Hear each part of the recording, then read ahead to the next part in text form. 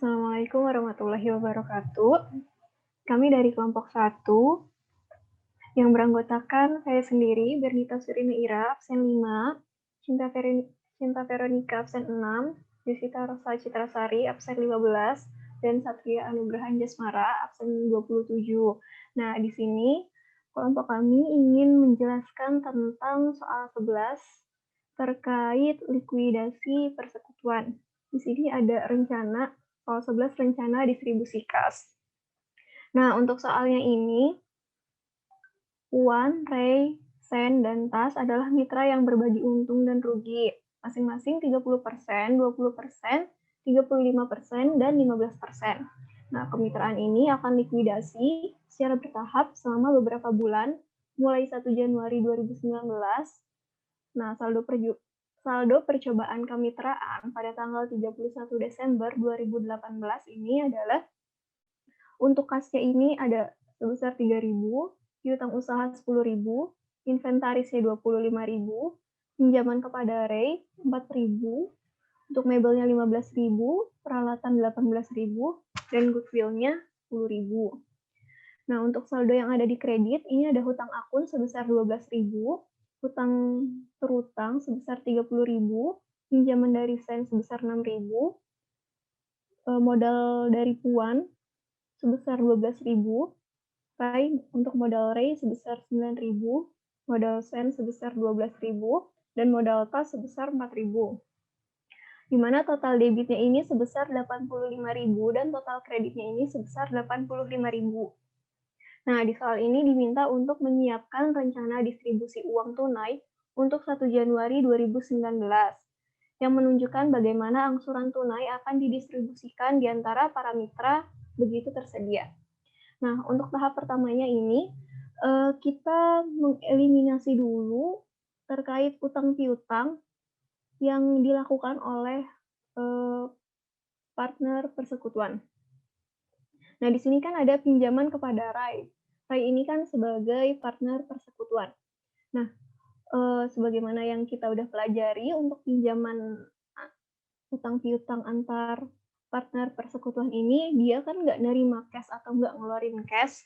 Jadi dia itu langsung mengurangi atau menambahkan dari si modalnya partner itu. Di sini ada piutang kepada Ray, berarti kita nggak nerima cash sebesar 4.000 karena utangnya ini kan 4.000. Jadi kita nggak nerima cash sebesar 4.000, tapi kita langsung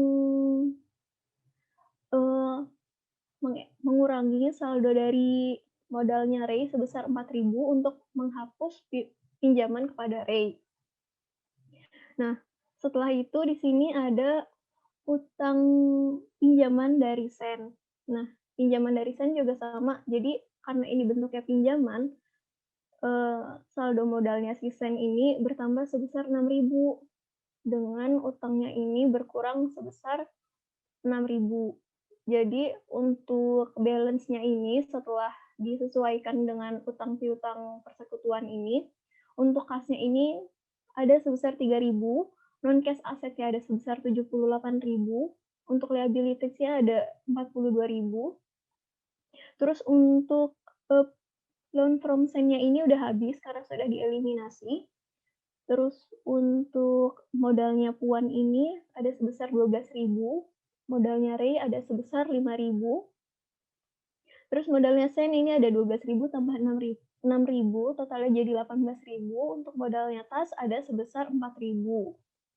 Nah, selanjutnya untuk step kedua akan dijelaskan oleh Cinta. Selanjutnya, untuk step 2, kita akan membuat perankingan di sini. Dalam menentukan vulnerability ranking, kita bisa membagi saldo ekuitas para sekutu dengan persentase profit sharing-nya. Di sini, nilai ekuitas para sekutu diambil dari nilai balance setelah offset. Nilai Puan, ekuitasnya itu sebesar 12.000.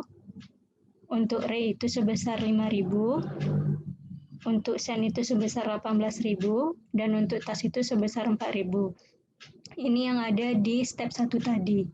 Terus untuk nilai profit sharing-nya ini ada di soal untuk puan itu 30%, untuk Ray itu 20%, Sen itu 35%, dan untuk tas itu 15%.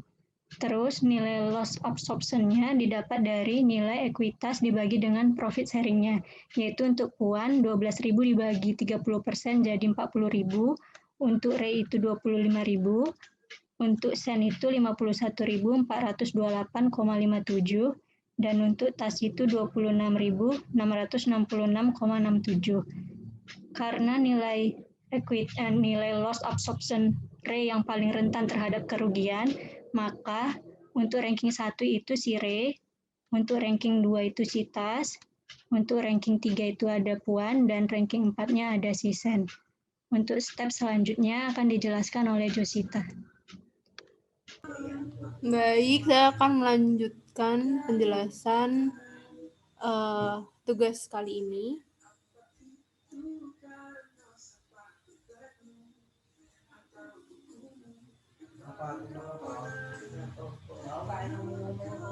Nah, di sini ada step 3. Step 3 itu kita melakukan schedule untuk mengasumsikan kerugian atau schedule of loss.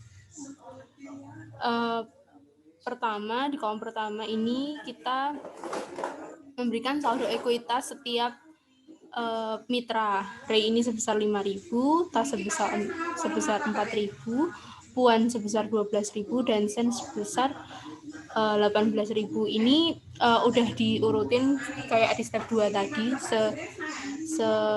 sesuai dengan rankingnya. Nah, selanjutnya karena Ray ini ranking 1 dalam loss absorption yang di step 2 tadi, maka modalnya langsung kita kurangin 5.000. Nah,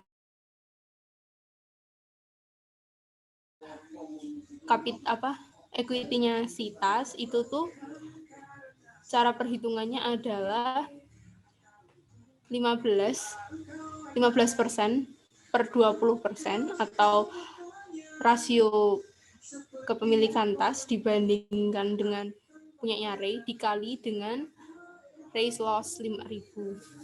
Begitu selanjutnya untuk puan, ini 30% per 20% dikali 5.000, dan Sen 35% dibagi 20% dikali 5.000. Nah, di sini total untuk Ray's loss atau alokasi untuk Ray itu adalah sebesar minus 25.000. Selanjutnya di sini kita cari subtotalnya. Ray dia 0, lalu tas di sini sebesar 250, lalu puan sebesar 4.500, dan Sen sebesar 9.250. Selanjutnya kita mengalokasikan untuk tas. Nah, di sini sisa equity tas ini tadi sebesar 250. Langsung aja dikurangi 250. Lalu proses selanjutnya sama kayak yang tadi, kita cari yang puan itu berarti 30/15% dikali sama 250. Terus yang Sen juga 35%/15% dikali 250. Total untuk alokasi tas adalah sebesar 1.333,33. Lalu subtotalnya untuk tas dia sudah 0. Lalu untuk puan dia masih ada saldo sebesar 4.000, dan untuk Sen dia masih ada 8.666,67. Selanjutnya kita mengalokasikan kerugian untuk puan. Nah, karena di sini tadi sisa puan itu 4.000, langsung kita kurangkan aja sama 4.000. Lalu untuk Sen ini tuh cara hitungnya sama kayak yang sebelum-sebelumnya, 35% dibagi 30% dikali sama 4.000. Nah, ini mendapatkan angka 4.667. Nah, alokasi untuk kerugian puan itu sebesar 8.666,67. Lalu subtotal di sini itu tinggal punyanya Sen sebesar 4.000. Lalu untuk alokasi kerugian untuk SENS itu 4.000 ini langsung kita kurangkan saja. Oke, selanjutnya akan dijelaskan oleh Satria.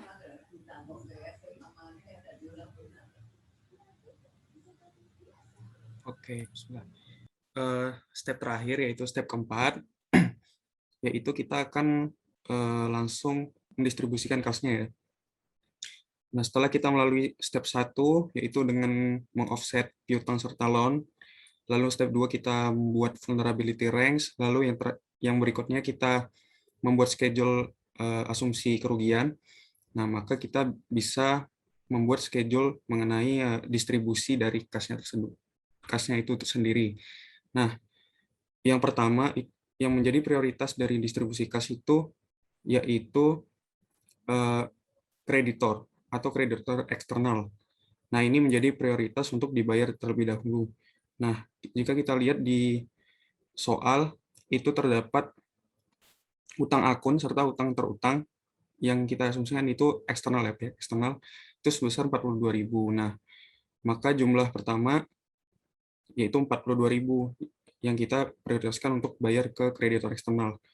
Lalu berikutnya baru kita bagi ke mitra-mitranya. Nah, untuk urutan pembagiannya kita lihat dari vulnerability ranks. Nah, apabila sebelumnya kita menaruh ekuitas loss absorption yang paling rendah pada ranking 1, nah untuk pembagian kas ini kita balik rankingnya. Jadi apabila sebelumnya dia ranking 4 di vulnerability ranks, nah ini untuk pembagian kas dia menjadi peringkat pertama untuk dibagikan terlebih dahulu. Nah, apabila kita lihat dari schedule of assumed loss ini, nah kita bisa lihat bahwa yang terakhir dibagi loss-nya itu si sen. Nah, sen itu menjadi yang terakhir. Jadi untuk pembagian kas dia menjadi yang pertama dari 4 mitra yang lain, dari 3 mitra yang lain. Nah, untuk patokan jumlah yang akan dibagikan itu ada di ini. Nah, kalau kita lihat di sini alokasi sen itu yaitu 4.000. Nih dari sini itu 4.000. Nah, berikutnya yang ketiga itu ada puan. Nah, puan itu tadi di vulnerability ranks itu peringkat ketiga. Nah, maka untuk pembagian kasnya itu dia menjadi yang kedua dari mitra, atau secara keseluruhan itu peringkat ketiga untuk dibagikan. Nah, untuk puan sendiri, apabila kita lihat dari schedule asumsi loss ini, kerugian ini, nah dia itu ada dua di sini, yaitu dialokasikan ke puan sebesar 4.000 dan dialokasikan ke sen, yaitu dari perhitungan 5% per 30 kali 4.000 ini. Nah, jumlahnya yaitu bisa kita lihat di sini sum of totalnya itu 8.666,67, yaitu jumlah dari alokasi loss ke puan dan alokasi loss ke sen yang sebelah sini. Nah, jadi totalnya 8.666,67. Lalu berikutnya yaitu yang dapat alokasi itu si tas. Nah, prioritas keempat itu si tas. Nah, si tas itu jika kita lihat dia mendapat 1.333,33 yang rinciannya dialokasikan ke tas sebesar 250, lalu ke puan sebesar 500, lalu yang terakhir ke sen yaitu sebesar 583,33. Nah, seperti ini. Nah, totalnya maka akan sama dengan ini. Nah, yang terakhir yaitu prioritas kelima yaitu si Ray.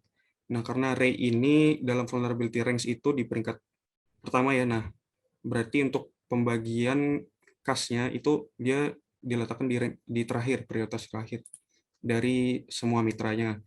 Nah, apabila kita lihat di schedule of assumed loss, ini dapat kita lihat di sini loss itu alokasinya sebesar 25.000. Nah, rinciannya dari mana aja? Yang pertama dari Ray itu sendiri, ekuitasnya dikurangkan secara penuh ya 5.000. Terus alokasi tas itu sebesar 3.750. Lalu puan 7.500 dan sen 8.750. Nah, kita masukkan ke sini. Nah, maka nanti jumlahnya akan sebesar 25.000. Nah, apabila kelima prioritas ini sudah kita hitung kan, maka kita jumlahkan, kita temukan bahwa total kas yang didistribusikan itu sebesar 81.000. Nah, apabila kita lihat di neraca, nah ini apabila kita hitung total kasnya dengan mengasumsikan bahwa non-current asset itu bakal terlikuidasi atau menjadi cash. Nah, kita lihat, kita hitung cash itu kan sebesar 3.000 dari neraca, terus ada piutang usaha sebesar 10.000, ada inventaris sebesar 25.000, ada mebel sebesar 15.000, lalu ada peralatan sebesar 18.000, lalu yang terakhir itu ada goodwill sebesar 10.000. Nah, apabila aset dan non-current asset ini yang non-current asset, yang non-cash itu kita likuidasi, kita jadikan cash, nah maka jumlahnya akan sebesar 81.000. Nah, dari schedule ini, distribusi kas ini, ternyata perhitungan kita itu sebesar 81.000 juga. Nah, artinya sama dengan total kas yang kita rencanakan akan kita likuidasi. Nah, apabila ada sisa, maka setelah array ini nanti akan ada kolom remainder atau sisa yang akan dibagikan sesuai dengan profit loss ratio-nya.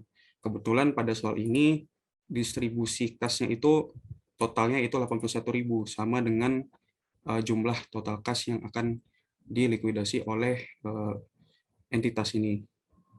Jadi sekian untuk step terakhir, maka kita akan temukan pembagian kas untuk setiap mitra serta kreditor eksternalnya.